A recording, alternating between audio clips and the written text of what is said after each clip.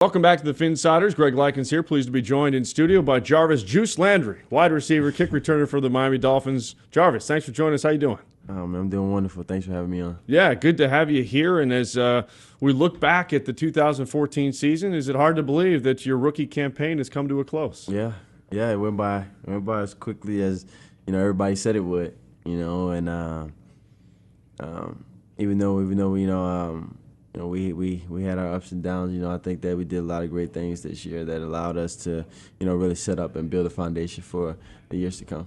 And you're certainly part of that foundation when you look at the impact that you had, Juwan James had, the entire rookie class, whether it be the draft picks or some of the undrafted players. How much pride do you take in the young guys and the way they were able to integrate themselves so quickly on this team? I mean, it was good seeing that. It was good, being able to come in with some of these guys that were drafted or even undrafted, and watch the production that they've had. I think one of the things that Coach first said when we got here was, our team is going to go as far as our rookies, and for us, that was an extreme compliment, but also a little pressure, to get in and produce. And I think that the guys that were put in positions to be successful, they were, And I think what's been interesting for me and getting to know you and Juwan specifically coming on the show and talking to you guys both on and off the air is the pride that you take in wanting to be seen as not a rookie, but as a veteran in the league based on your performance and earning the respect of everybody. That's something that you were able to do. I know that you've had multiple opposing coaches and players come talk to you. Take us back. Was there one that really stood out as far as an opponent coming up to you after a game and saying, hey, man, you're going to make it in this league? I mean, numerous times. But I think for me, it was after the New England game, being able to, compete with Revis, and compete with, their great defense and the things that they've been doing, for years.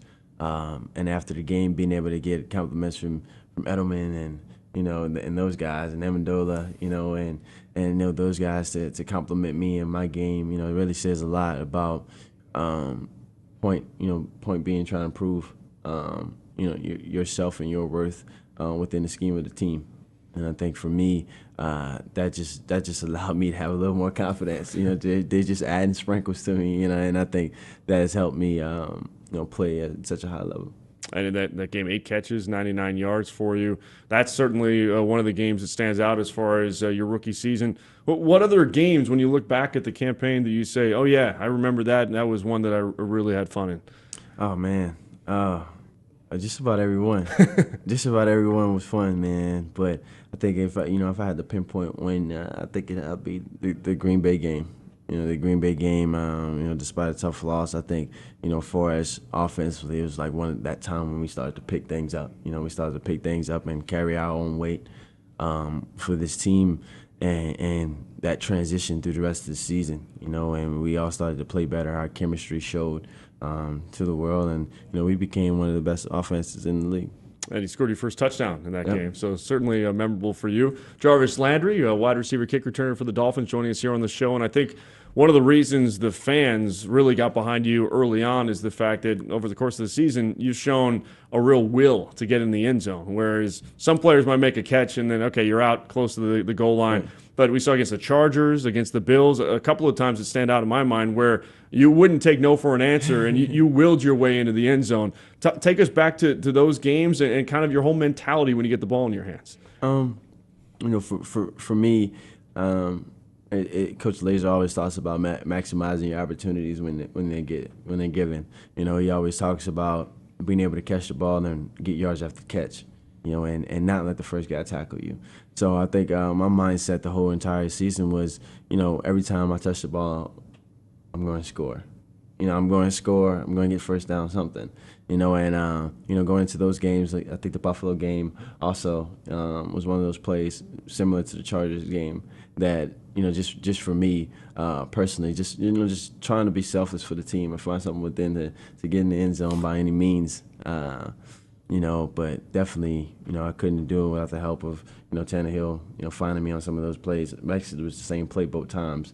the same exact play, and the guy who didn't supposed to get the ball got the ball, and just being able to just do something to uplift the team. I think that was the biggest thing for me, and just giving my body up and trying to make plays. You mentioned Ryan Tannehill. It seems like, at least from the outside looking in, that the instant you got here, you guys seem to have a chemistry, be on the same page. Take us through your quarterback-wide receiver relationship and how that developed this season. Oh man, it was a back and forth thing. It was a back and forth thing that took a lot of time.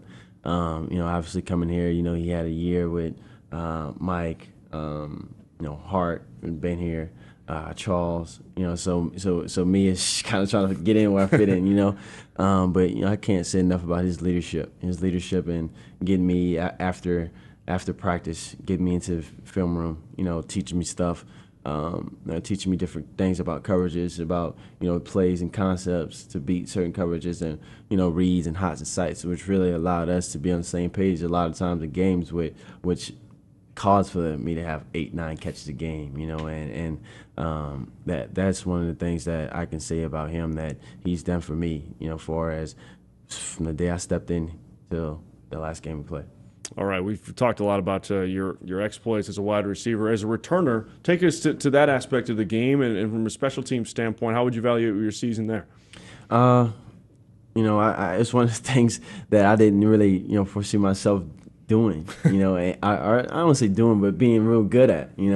And I can't say enough about Riz. Riz and Coach Move, they gave me the opportunity to be the return man for this team, and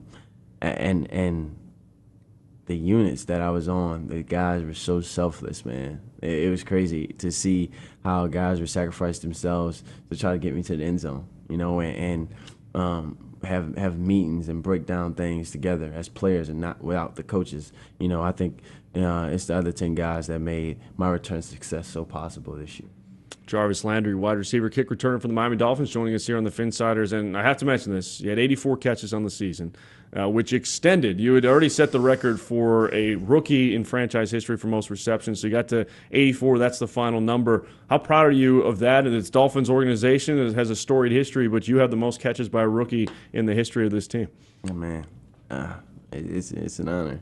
I'm extremely grateful for every single person that's got me to that point, got me to this point, and every catch came with the responsibility of a lineman blocking, a center snapping, a quarterback catching and throwing, other guys running their routes, and as we all complimented each other, I think that has allowed me to have the success that I've had, and though I'm extremely grateful, I'm not satisfied.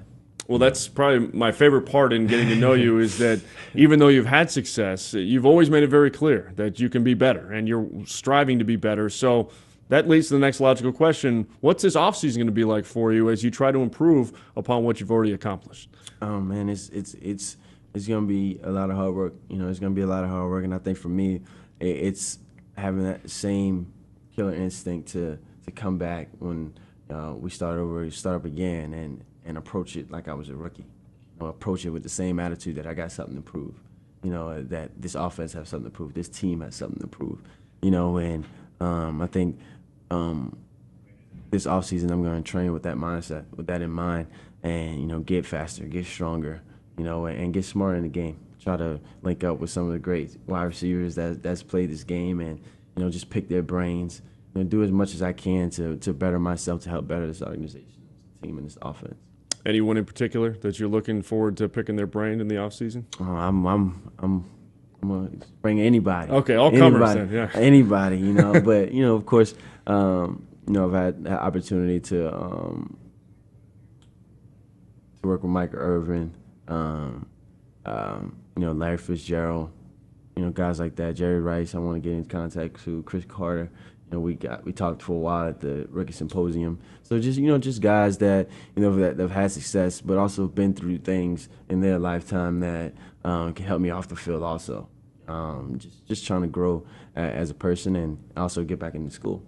All right, I got one final question for you. LSU, I know you're very proud of your school. Man, what a year for rookies out of LSU, especially on the offensive side of the ball. If you look at yourself, Odell Beckham Jr., you got Jeremy Hill, Alfred Blue, Zach Mettenberger. Man, what a powerhouse you had there. How proud are you of those guys? So proud.